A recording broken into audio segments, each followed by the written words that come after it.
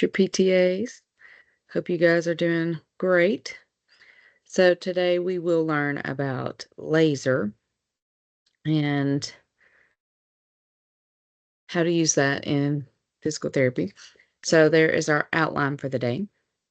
Some of our terminology. So photobiomodulation, that is a therapeutic application of magnetic radiation with wavelengths in and around visible light. So when you're talking about photobiomodulation, you're using magnetic radiation with visible light.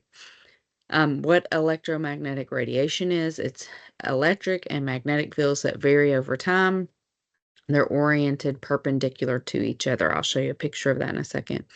Laser is actually an acronym that stands for light amplification by stimulated emission of radiation. Light amplification by stimulated emission of radiation. There's a picture of electromagnetic radiation when you take the magnetic field and the electric field, and then you orient them perpendicular to each other. That creates the electromagnetic field. Some of the terminology continued. So light emitting diode or LED. Of course, a lot of us have LED lights and didn't realize that's what it stood for. Light emitting diode, semiconductor diode light source. The low level laser therapy is application of laser light for therapeutic purposes. It can also be called cold laser, low intensity, low power, or soft laser.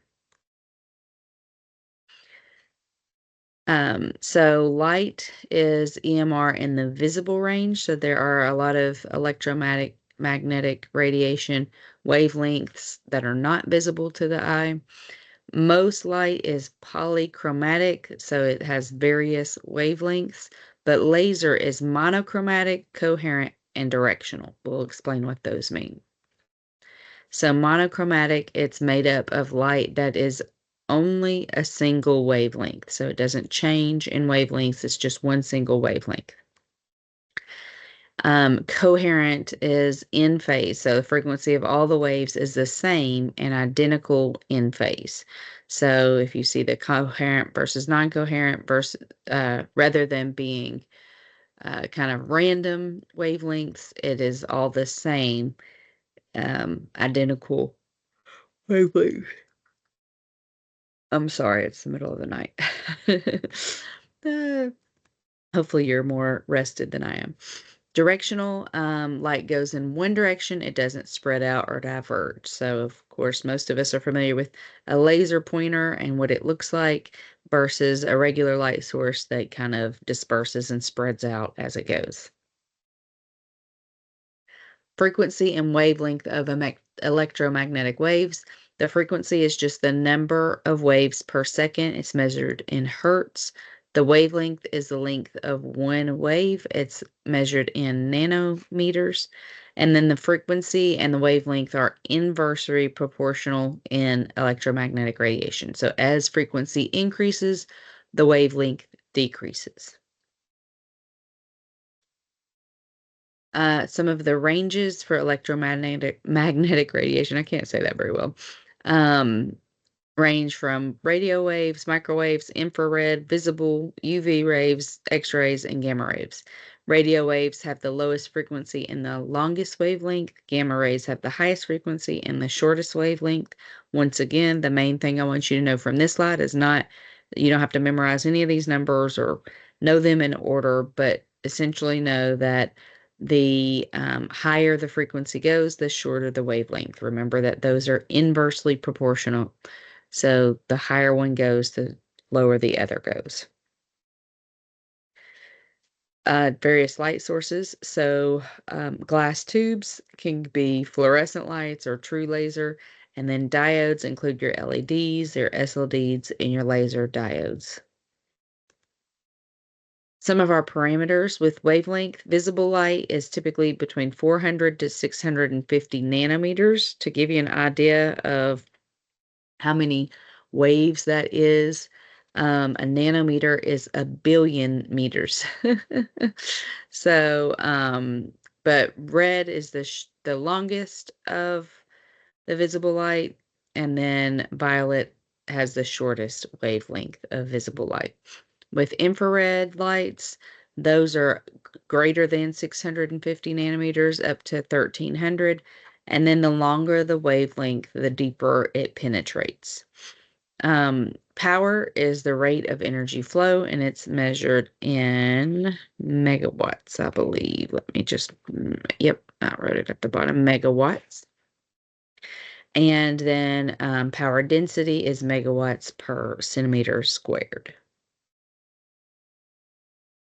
Light applicators, so light emitting diode, which is LED, array light applicators, that's one type of applicator. A cluster light applicator, which has SLD and LED lights, or a laser diode applicator. The parameters, the longer the wavelengths provide for greater depth of penetration, the shorter wavelengths provide for more superficial penetration. When you're determining energy, energy is power times time, and so it's measured in joules, watts, and seconds. So joules equals watts times seconds.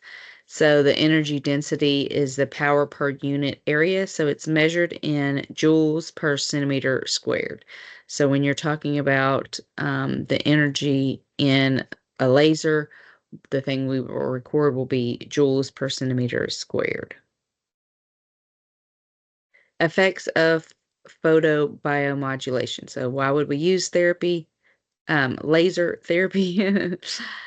And these are the reasons. It promotes the ATP production by the mitochondria, so cell energy.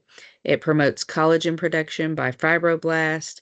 It modulates inflammation. It inhibits bacterial growth. It promotes vasodilation. Remember, that's opening up the blood vessels to promote blood flow, and it alters nerve conduction velocity and regeneration. So these are the benefits of using laser in physical therapy. Some of the indications, it could be used with soft tissue and bone healing. It could be used with arthritis, with lymphedema, with some neurological conditions, or for pain management. Contraindications, of course, you'll need to write these down and memorize these. You do not want to put laser directly over the eye, so the patient and the clinician both need to wear protective goggles. So the patient and the clinician, remember that. The PTA needs to wear goggles anytime they're administering laser as well. You don't want to do laser over cancer, over the abdomen or low back of a pregnant woman within 4 to 6 months after radiotherapy, if there is a bleed or hemorrhage in the area, or over the thyroid or other endocrine glands. So some of the other endocrine glands are located in the brain, or the thymus, which is near the heart, or in the reproductive organs, the kidneys, the pancreas. So essentially, you don't want to do laser over the head, heart, or vital organs, which should be pretty standard. Some of the precautions over a epiphyseal plate, that's your growth plate in children. So if someone's still growing, you don't want to do it over that growth plate just because we don't know um, what the outcome of that would be. I'm so sorry, I'm yawning. If the person has impaired sensation or mentation, if they are sensitive to light, then you do not want to do laser to that patient. You could possibly pre-treat with a photosensitizer in some cases. Those are the protective goggles, looking beautiful, of course. You don't just want to wear regular sunglasses. You would need to wear the type that protect the eyes from the wavelength that's emitted by the laser. So it needs to be a stronger and a specialized, specific type of goggles that you would wear. And remember, the patient and the therapist both need to wear those at any point when the laser is turned on, so while it's in use. Some of the adverse effects, so exposure of the eyes could cause damage to the retina. Um, If the patient reports tingling, they could have some mild arrhythmia, arrhythmia. That's the picture that's on the slide, is just a red discoloration of the skin. Could cause a rash or a burning sensation, or pain, numbness, or even just a heat burn from the warmth of the diode. When you are doing laser, you first want to assess the patient, determine if it's appropriate and safe, choose which applicator to use, select the energy density, put your goggles on, then turn the machine on, hold the applicator in the right position, and apply the energy. You may have to repeat to um, other areas around, and then you want to document what you've done. Here are some of the doses that are recommended for different tissue types. So, if you are working over tendon, skin, or cartilage, then you would want to use 4 to 15 joules per centimeter squared. Over muscle, 2 to 8 joules per centimeter squared. Over bone, for healing of bone, 15 joules per centimeter squared. Arthritis would be 2 to 15 joules per centimeter squared.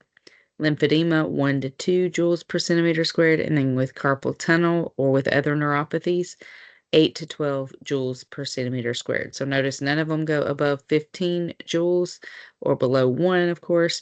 But I would like you to memorize this slide. So memorize the different tissue types and what the dose is. That's the main thing that you'll be changing on the machine if you are using laser, and what you would be selecting. And so this is the most important to remember. If the patient cannot tolerate the applicator directly on the skin, maybe it's painful, then you could lift the applicator a little bit above the treatment area and do it without touching the patient. You need to keep the applicator perpendicular to the patient's skin at all times.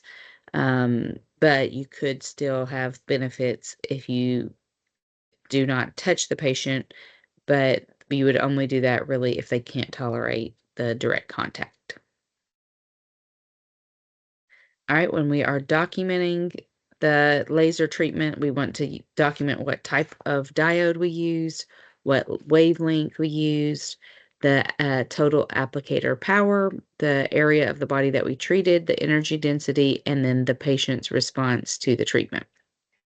Okay, so that's really all for laser as far as what you need to know, and I will see you in the next lecture.